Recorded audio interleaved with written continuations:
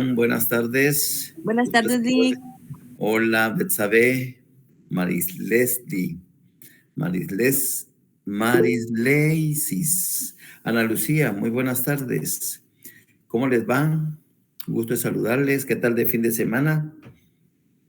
Atareaditos. Atareados. Ya se dieron cuenta, ya se les subió el laboratorio número 11.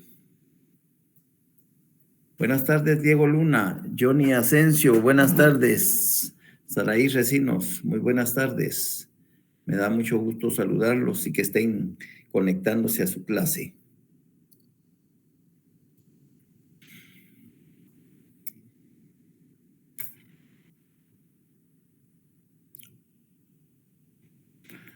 Les pregunto si imprimieron su comprobación de lectura.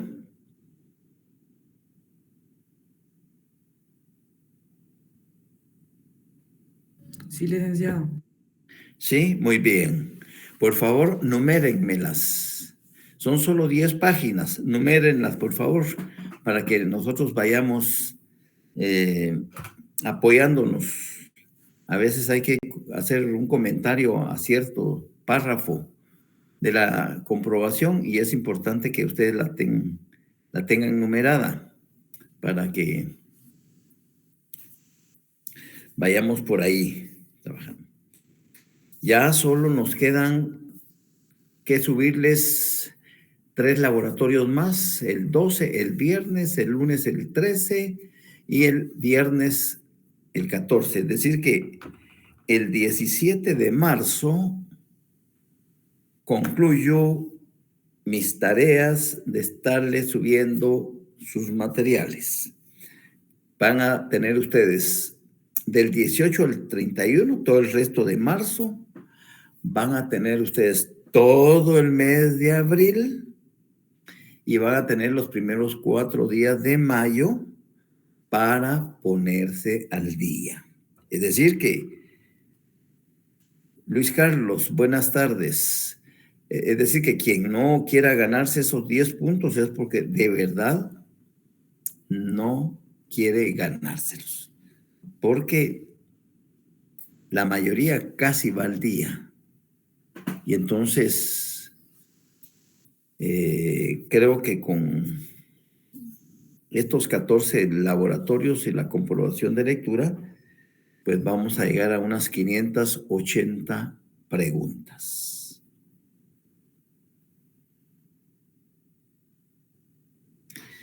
Ana Lucía, ¿cuándo van a entregar los laboratorios? Alguien que les responda, por favor, a Ana Lucía, si tienen la bondad. Puede hacer uso de su micrófono. Tenemos los primeros 4 días todavía de mayo para terminar nuestros laboratorios y yo digo que ya el 5 de mayo lo tendríamos que entregar. No entregar, sino entregar su calificación, su nota que le van a poner ustedes a su texto. Porque por eso es que hay un código de ética profesional, que es el laboratorio 10, en donde yo les delego a ustedes el compromiso moral y ético de que si tienen su texto paralelo, completito, con las 580 preguntas, los 14 laboratorios y la comprobación de lectura, y aunque tengan una o dos o tres o varias respuestas equivocadas, pero lograron completar su texto paralelo, pues lógicamente que van a ponerse 9 o 10 puntos. Entonces, no me tienen que subir ningún trabajo, no me tienen que entregar nada. Simple y sencillamente, el 5 de mayo, puntualmente, comienzo por la sección L, comenzaría por el carnet más antiguo, lo comienzo a llamar puntualmente a Marco Fernando Aquino, y él me dice su nota. Encienda su cámara, me dice su nota, lo apunto, luego sigo con Ruth Noemí Gómez, luego con Jimmy y se van saliendo, solo me dan su nota. Y entonces yo voy a tener después el derecho de indagar al azar, unos 3 o 4 textos para confirmar si efectivamente los 10 o los 9 puntos que se pusieron vale la pena, porque yo voy a cruzar información, pero eso ya es tarea mía. ¿Y a quiénes? No lo sé. Es al azar, ¿ya? Eso es, ya, no hay un programa ahí, no, es al azar que yo le llamo y por videollamada le digo, mira, enséñame tu texto para leerlo, quiero ver dónde está tu nombre, dónde está la identificación de la sección. Mira, en el laboratorio 1, la pregunta 15, ¿qué dice? ¿Cuál es la respuesta de la pregunta 2 del laboratorio 3? ¿Cuál? Y así, salteaditas, solo para cerciorarme que efectivamente está completo todo. Muy bien. Por favor, vamos a continuar con el tema de la defensa de la Constitución. Entonces, eso responde a tu pregunta, Ana Lucía. No tienen ustedes más que ponerle su nota que éticamente para servirte, que éticamente merece. Porque si te esforzaste, si te desvelaste, si lo tienes, ¿por qué no te vas a poner 10? ¿Por qué no? Claro que tienes el derecho, pero si alguien que ni siquiera lo hizo y se pone 10, de todos modos nosotros lo averiguamos. Así es de que a él sí, cuando le toque la videollamada y detectamos que no hizo su texto, entonces a él sí le ponemos su 0, ¿verdad? Pero eso ya es un caso muy, muy especial. Licenciado, disculpe. ¿Cómo no, Andrea? Buenas tardes. Buenas tardes. Mire, fíjese de que al inicio de clase tuve un pequeño inconveniente y se me cortó un poco la señal y ahora pude escuchar que usted decía enumeran las páginas y ya después me Sí, quedé mija, un poco... pero me refiero a este. Del Este folleto. documento. Son 10 páginas. Solo póngale 1, 2, 3, 4, 5. ¿Por qué? Porque así ustedes van identificando y van llevando la lectura y van subrayando, porque muchos de ustedes son muy ordenados y llevan sus copias en su cuaderno tal y como debe de ser. Entonces, atendiendo a eso es que les pedí, por favor, que enumeraran sus 10 páginas, sus 10 hojas del trabajo de la defensa de la Constitución, para que vayamos al unísono trabajando y entendiendo lo que yo a veces tengo necesidad de leerles y que yo les digo, subrayenlo y si pueden trasladarlo a su cuaderno, dejen el espacio, dejen unos 10, 15 renglones, porque yo tengo que seguir explicando, pero ustedes ya saben que tienen que trasladar. Eso es para llevar la lógica del contenido de la clase. ¿De acuerdo? Muchísimas gracias, licenciado. Todo quedó claro. Gracias. Muy bien, para servirles. Bueno, siguiendo con el famoso tema de la defensa de la Constitución, que es el que nos va a ocupar durante estas 6 clases más, no crean que fue tan fácil por parte de los estudiosos del derecho constitucional y de los constitucionalistas, principalmente de carácter europeo. Eso no quiere decir que aquí en América Latina no existen a la vez personas muy estudiosas del derecho constitucional y que están constantemente investigando sobre no solo el tema de la defensa de la Constitución. Ya nosotros la ubicamos en la Revolución Francesa, en 1789, cuando surge esa primera República Francesa y surge esa Constitución, y hablamos de los antecedentes brevemente de la institución inglesa del habeas corpus, hablamos del juicio mexicano de amparo, hablamos del sistema norteamericano difuso emitido por la Corte Suprema de Justicia de los Estados Unidos y la creación de la Corte de Justicia Constitucional en Austria, porque hasta 1920 en ninguna constitución del mundo se había normado algo relacionado con un instituto, con una corte, con un ente, con un órgano distinto a los órganos que existían dentro de la Constitución y que detentan el poder soberano de dominación. Entonces la discusión se entabló entre muchas eminencias que conocían el derecho, principalmente el derecho constitucional y posteriormente el procesal constitucional, pero eso ya surgió 50 años después, ¿ya? Pero la preocupación fundamental era el derecho constitucional y en sí el derecho. De esa cuenta, la idea era cómo defender a la Constitución de las constantes violaciones de que es objeto por parte de los gobernantes del país. No me refiero a Guatemala, me refiero a todos los gobernantes de todos los países del mundo. ¿Cómo?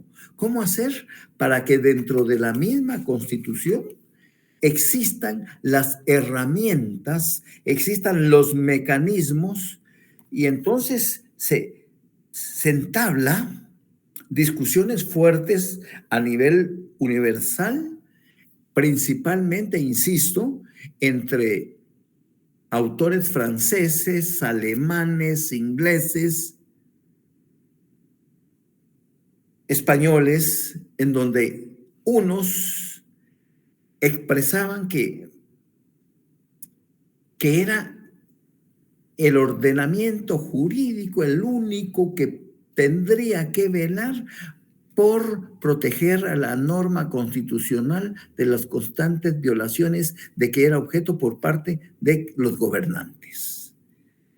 Y un montón de gente, si ustedes se van a la página 2 de sus copias, ahí hablan, solo les voy a mencionar al Instituto de Derecho Público, Álvarez, Bertlemi, Bernard, Duez, Duguet, Freiner, Gascón, Marín, Gronsky, Giese, Kelsen, Laferrière, León, Mestre, Marquine, Nolde, etcétera, etcétera. O sea, muchos se inclinaban porque tendría que ser el ordenamiento jurídico el que debería ser el garante y el vigilante de la protección de la defensa de la Constitución. Otros no estaban de acuerdo. ¿Cómo va a ser eso? Mejor que sean los poderes del Estado, que sean los propios gobernantes los que se encarguen de velar porque no se violen. Y bueno, al final, allá por los años de 1925 al 29-30, se entabla realmente una verdadera pelea constitucional entre Kelsen, ¿ya? Y Duguit, León Duguit, un francés, que él decía, ¿cómo va a ser que los mismos gobernantes sean los que van a defender de la Constitución? No pueden ser jueces y partes a la vez. En consecuencia, no es posible. Pero ya en 1920, Hans Kelsen, como diputado a la Constituyente y estudioso del derecho constitucional, propone a la Asamblea Nacional Constituyente de Austria que se crea dentro de la propia Constitución una corte específica de justicia constitucional que velara esencialmente por que no fuera violentada la norma constitucional por parte de quienes detentaban el poder político de dominación. Por supuesto que muchos no estuvieron de acuerdo y León Duguit, un francés, fue el que más se opuso, pero al final en Austria se acepta dentro del ordenamiento constitucional la creación de la Corte de Justicia Constitucional como un órgano autónomo e independiente de los órganos del Estado, sin ejercer soberanía, más que su papel era de ser vigilante de que se respetara la norma constitucional por parte de quienes detentaban el poder político de dominación. Llámese presidentes, vicepresidentes, diputados, magistrados, ministros, llámese autoridad. Al final, si nos vamos a la página 2, pero nos vamos al segundo párrafo. Nos vamos al segundo párrafo donde está la cita número 23. Dice, ¿todos tienen esa, en sus manos tienen esa comprobación de lectura? Sí, licenciado. Bueno, ahí subrayenla y la vamos la pueden ustedes trasladar a su cuaderno, no en este momentito, pero sí pueden dejar el espacio de 10 a 15 renglones para hacerlo más adelante, es decir, más tarde, cuando ya tengan, pero ya ustedes saben su tarea. Yo solo lo voy a leer y se las voy a explicar. Dice, Kelsen responde al trabajo de Schmidt. Kelsen era austriaco, Schmidt era alemán, con una larga recensión titulada ¿Quién debe ser el defensor de la Constitución? Hasta en negrías está ahí. ¿Quién debe ser el defensor de la Constitución? De un gran contenido polémico. La idea del defensor de la Constitución hace referencia, apunta, a las garantías que deben establecerse sobre los órganos constitucionales capaces de provocar infracciones. Y en ese sentido, el órgano que defienda la Constitución no debe ser obviamente el mismo que pueda violarla. Esto sí subraya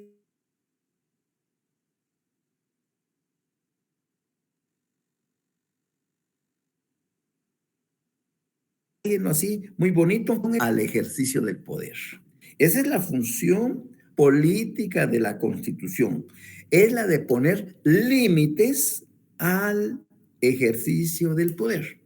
¿Y quiénes ejercen ese poder? El presidente, el vicepresidente, los diputados, los magistrados, etcétera, etcétera. Entonces, es ponerles límites. Mire, usted tiene que respetar la norma constitucional. Es decir, usted no puede saltarse sobre la Constitución, sobre las normas constitucionales y hacer lo que la gana le dé, porque para eso está una normativa que va a regular sus funciones y sus atribuciones.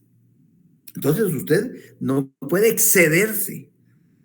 Y entonces dice, la función política de la Constitución es poner límites jurídicos al ejercicio del poder. Y garantía de la Constitución significa certeza de que estos límites no serán rebasados. Si una cosa es indudable, es que ningún órgano es menos idóneo a realizar esa tarea que aquel al cual la Constitución encargará en todo o en parte el ejercicio del poder y que tiene en sus manos la ocasión jurídica y los estímulos políticos para violarla. Ningún principio técnico jurídico es tan generalmente compartido como aquel por el cual, vamos a la tercera hoja, ninguno puede ser juez en causa propia. O sea, vean qué discusiones más interesantes a las que los estudiosos del derecho constitucional se proponían. La idea era defender a toda costa la norma constitucional y que quienes detentaban o detentan el poder político de dominación, el poder soberano, poder político de decisión, son los órganos del Estado. Pero eso no les da la oportunidad de ser superiores a la Constitución. En la realidad, lo que sucede es que una vez que las autoridades han sido investidos de ese poder y han prestado su juramento de fidelidad a la Constitución, al otro día se les olvida. Siente que alcanzaron el cielo y que son los tatascanes de ese país. Eso no sucede solo en Guatemala, sino sucede en todos los países del mundo.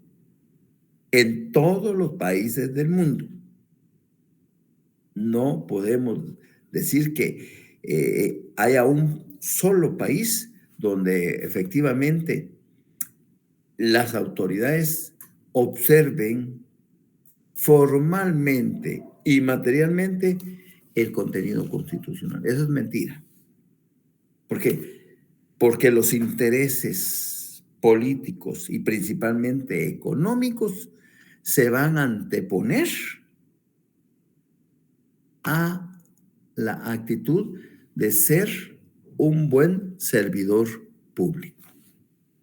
Porque si los elegimos para que sirvieran a los intereses de las grandes mayorías, es porque están devengando un salario. En Guatemala, pues, creo que el segundo presidente de todo el mundo que es mejor pagado, si no el primero, es el de Guatemala. ¿Ya?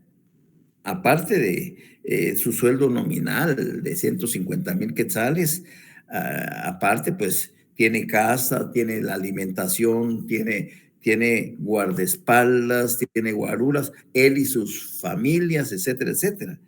Hoy estaba viendo un video en donde el presidente de Francia va a visitar al presidente de Finlandia y su recorrido, es decir, en bicicleta. En bicicleta. Óigase bien, van sus ministros, sus secretarios y todos, así como quien va por la avenida La Reforma, platicando de política y todo. Esos son, o sea, vean, eso es cultural, por supuesto. Eso no se ve en estos países de aquí de América. Aquí, híjole, pasan 10 carros blindados y no se sabe en cuál de los 10 carros blindados va el mandatario. Allá no, allá es otra cultura. El presidente de Francia fue a visitar al de Finlandia y nada de policías y nada de cosas, no. Ahí estaban las bicicletas, se saludaron y comenzaron a bicicletear y a platicar de la política. O sea, híjole, el día que nosotros lleguemos a ese entendimiento es porque realmente somos de otro planeta, pues, o sea, pero es cultural, ¿ya? Es cultural.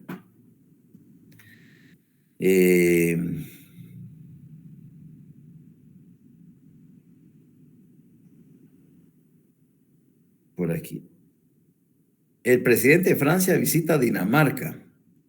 Vean los superautos blindados, el que usa el presidente francés y el del presidente de Dinamarca, y los blindados que usan quienes les acompañan en custodia a los dos presidentes.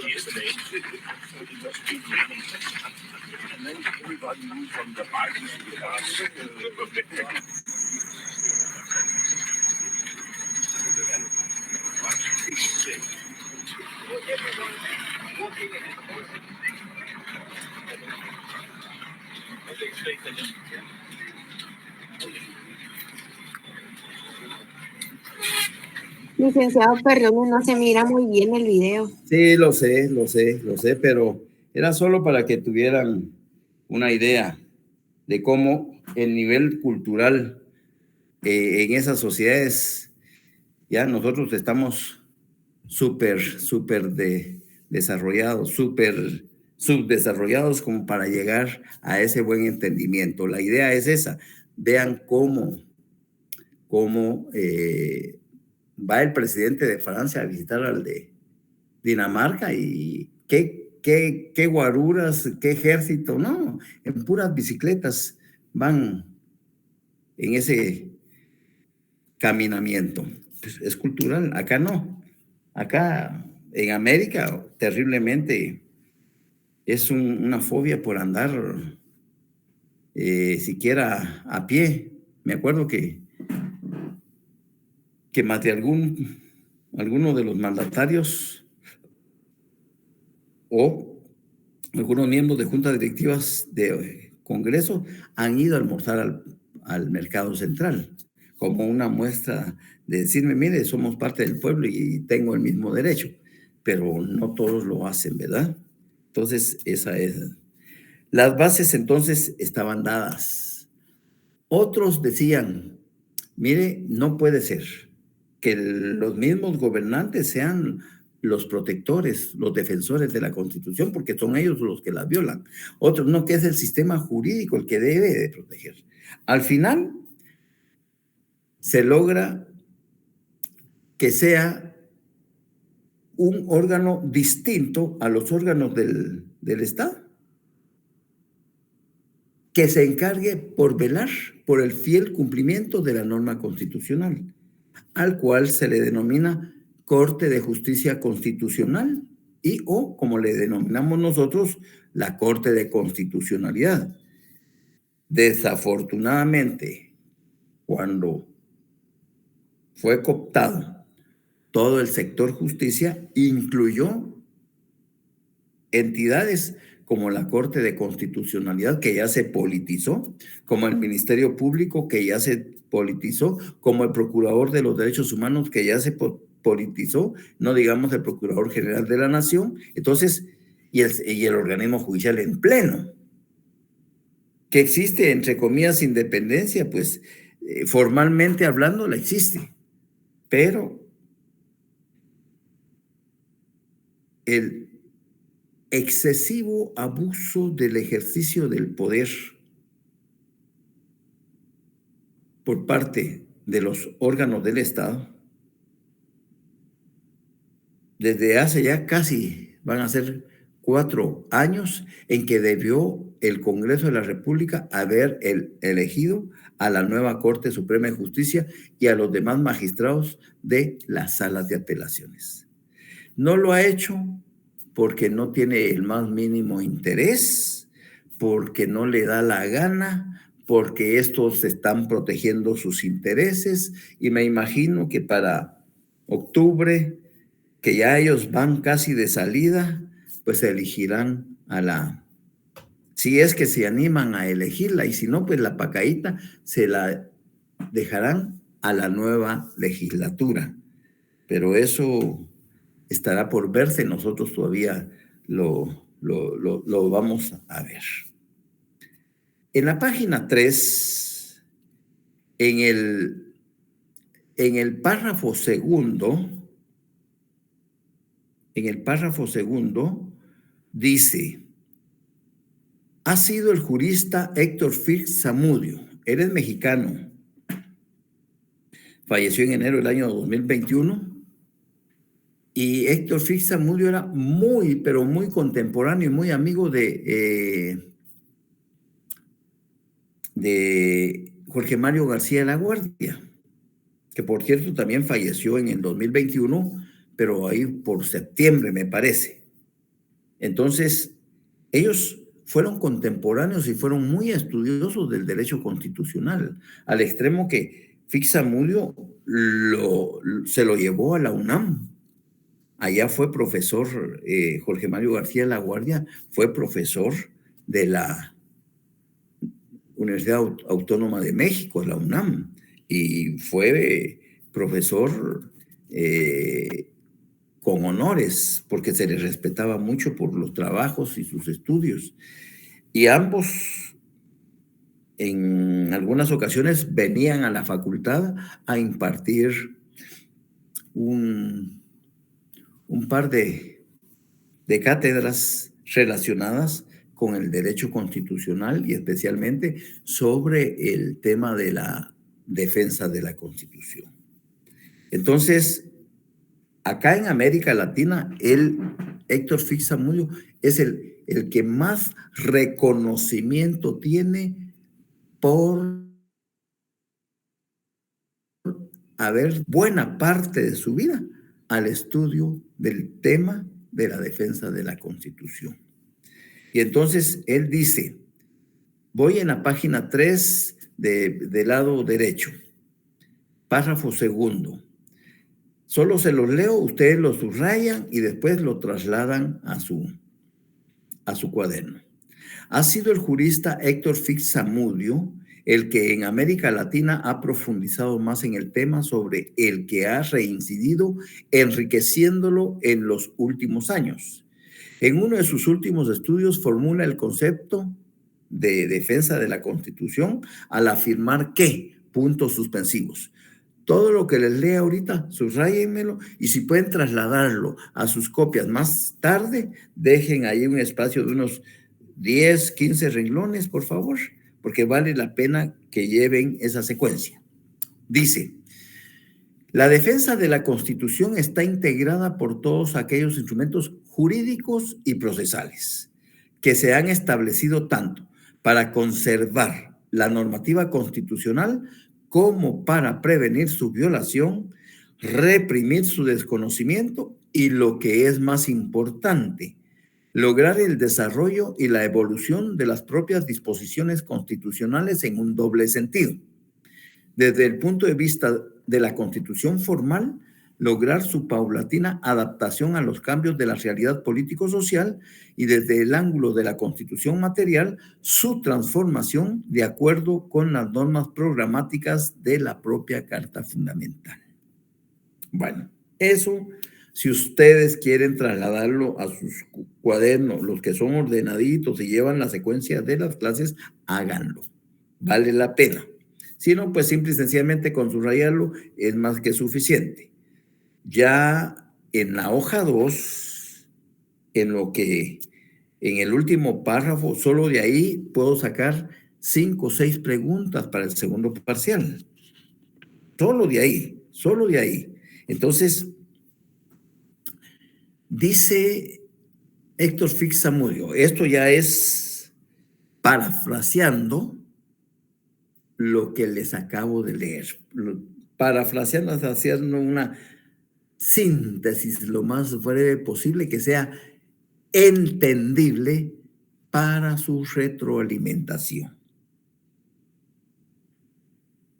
Dice, la defensa de la Constitución está integrada por todos aquellos instrumentos jurídicos y procesales.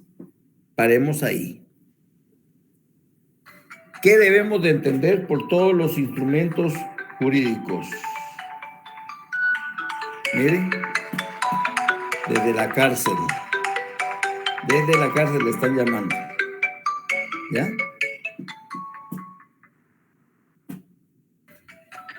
Desde la cárcel le están llamando. ¿Ya? Entonces,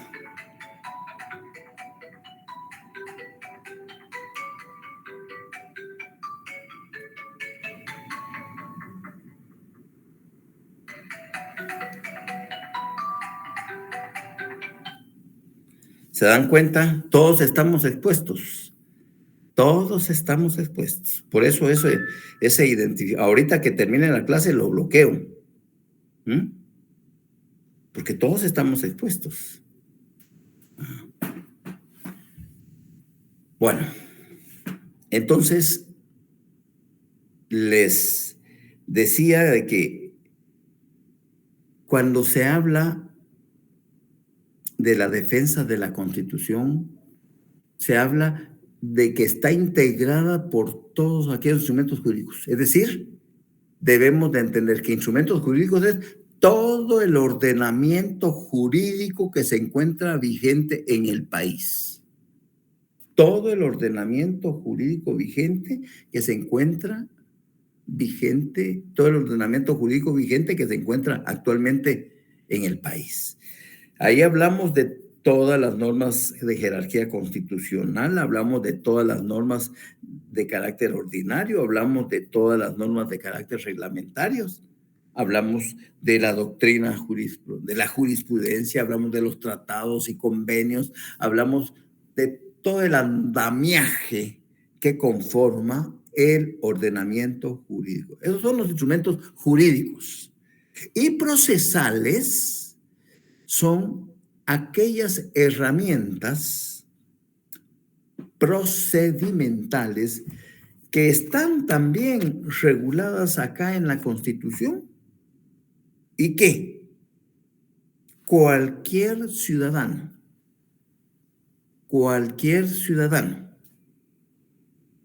puede invocarlas en el momento que necesite proteger a la norma constitucional que está siendo violentada por parte de quienes detentan el poder jurídico, el poder político de dominación.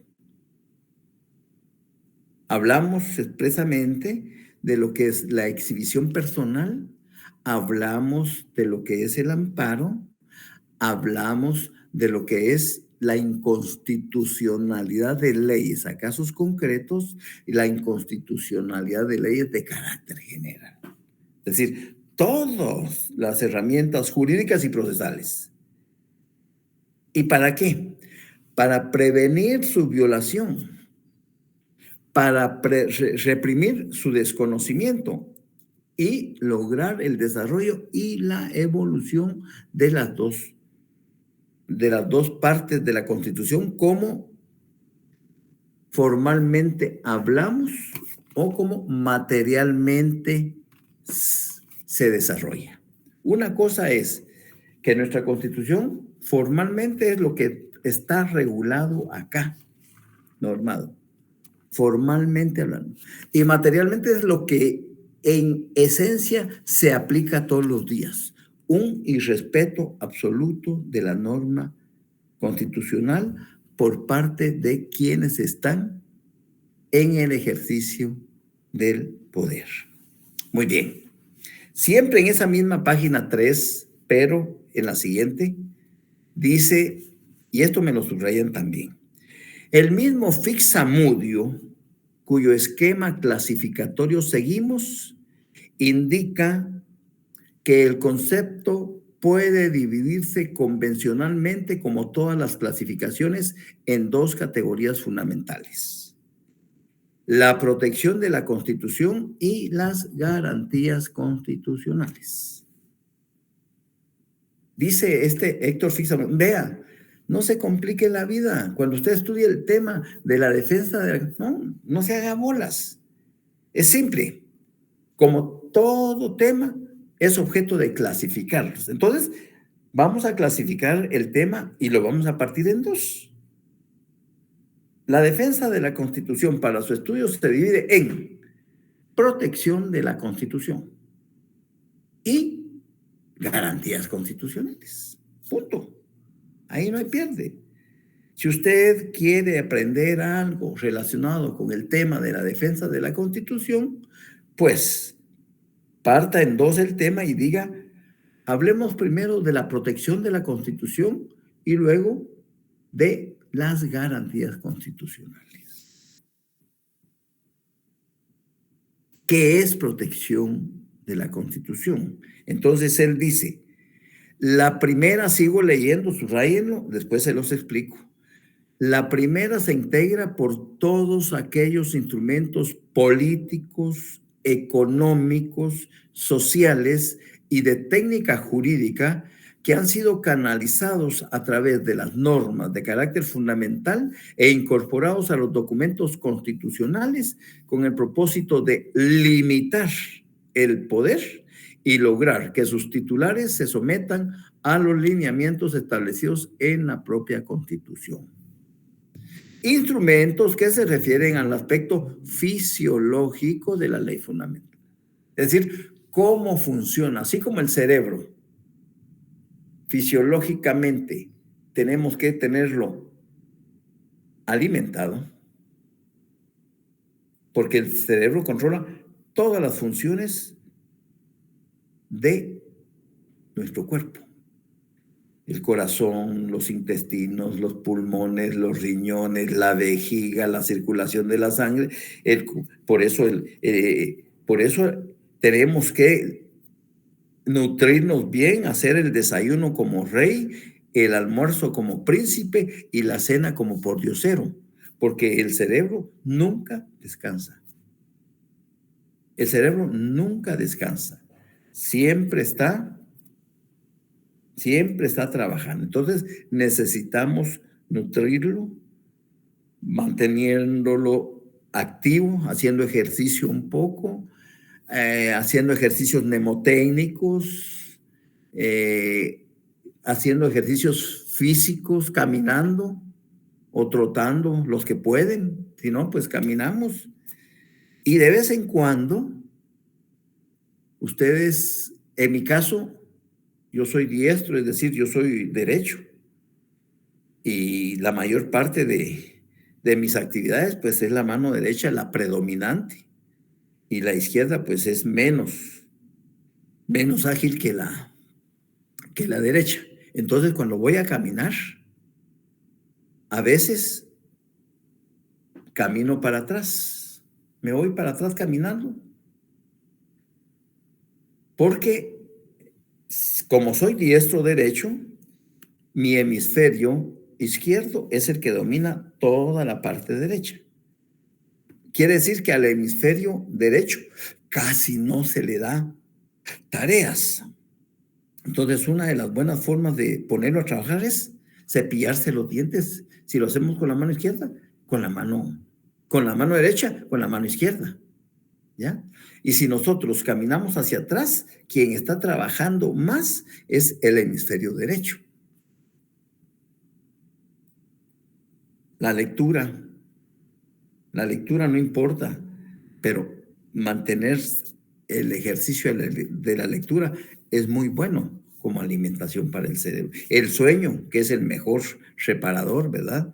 Ustedes tienen que dormir 6, 7, 8 horas, ¿ya? Pero ya dormir 5 horas, eso a la larga les va a afectar. Les va a afectar en su sistema nervioso. Entonces, 6 horas es 7 horas mucho mejor. Y no digamos los que duermen 8 horas, ¿verdad? Pero, insisto,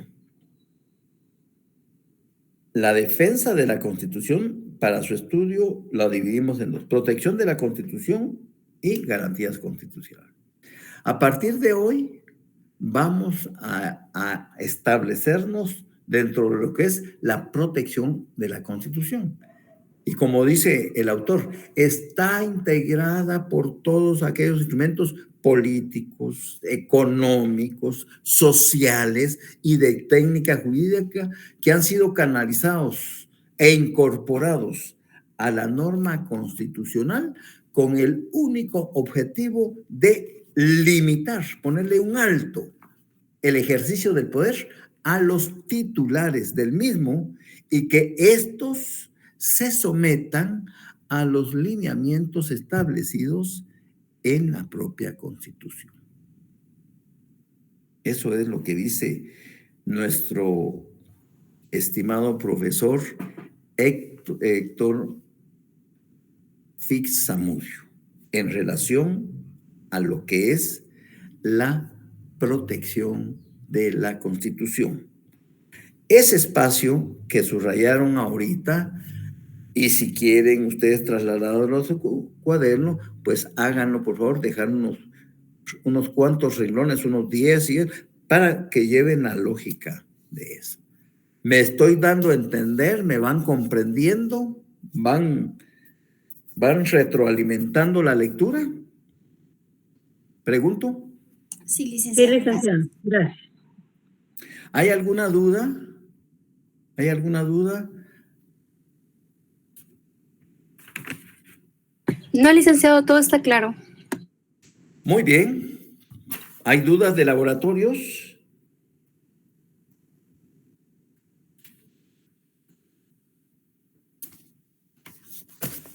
Yo tengo una duda, licenciado. A ver, Jocelyn. Con la pregunta número 30 del laboratorio 8. Pregunta número 30. De acuerdo a las normas del derecho internacional privado, ¿cómo se regula el estatuto personal? ¿Alguien tiene esa respuesta?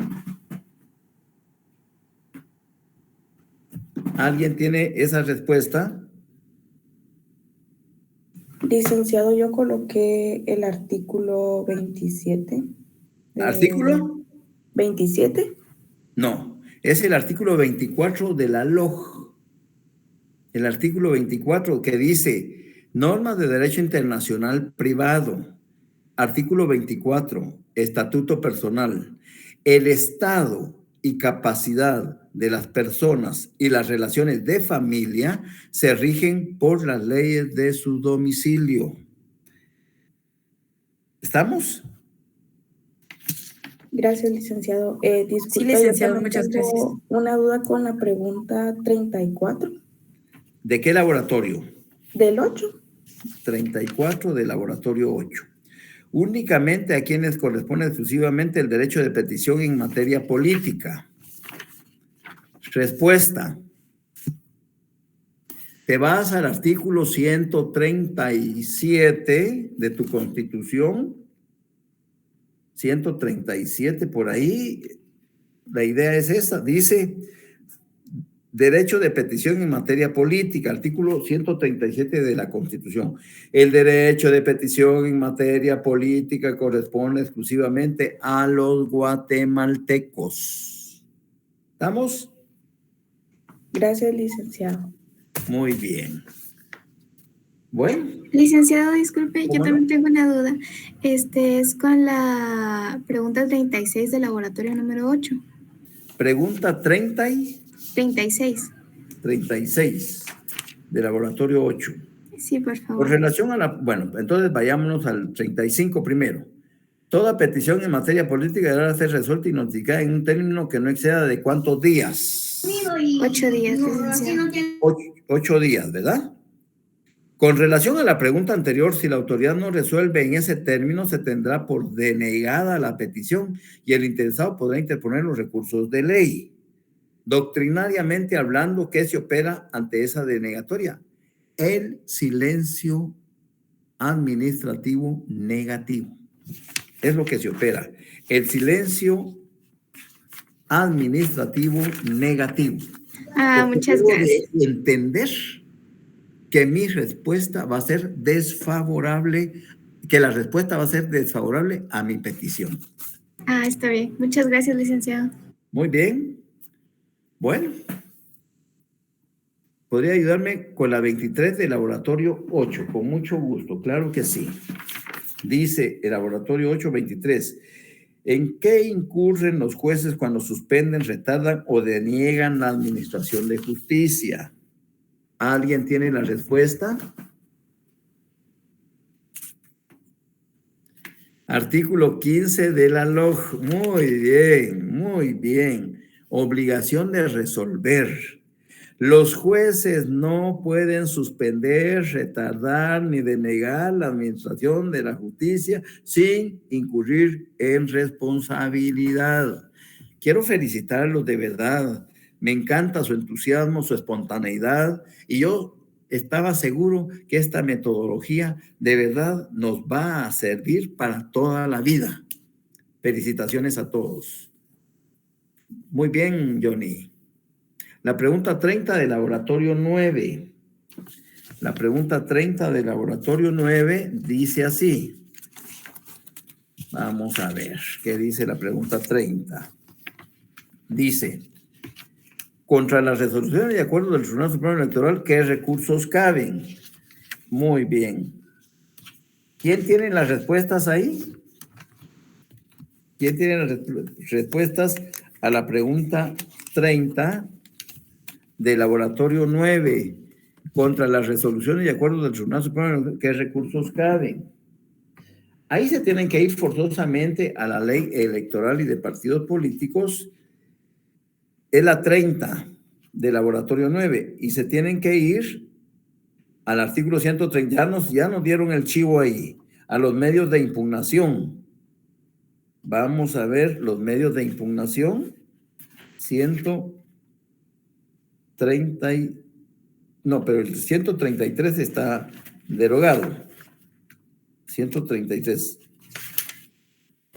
Hay un título que habla de los medios de impugnación. ¿Dónde lo tienen? ¿Alguien que me ayude con ese artículo?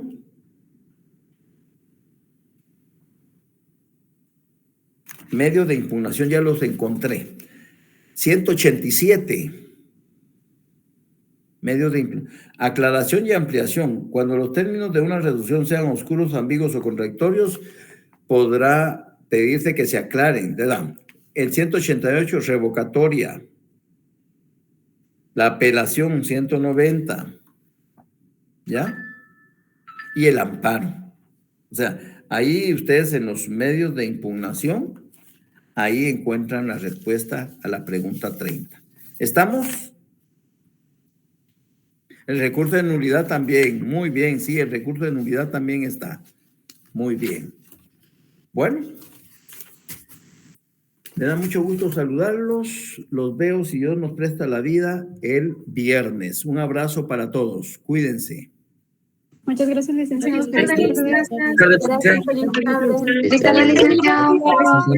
Buenas tardes, un abrazo. Feliz tarde, licenciado. Feliz tarde.